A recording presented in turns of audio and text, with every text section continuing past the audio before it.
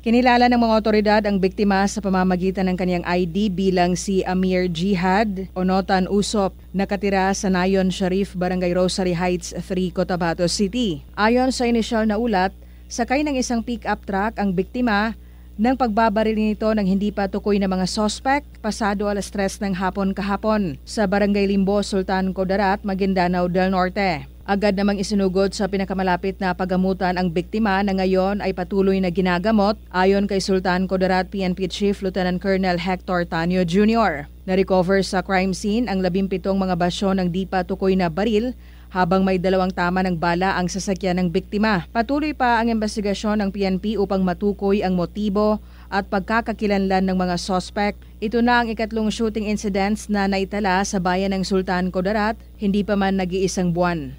Rufa Mocalid, NDBC, Bida Balita.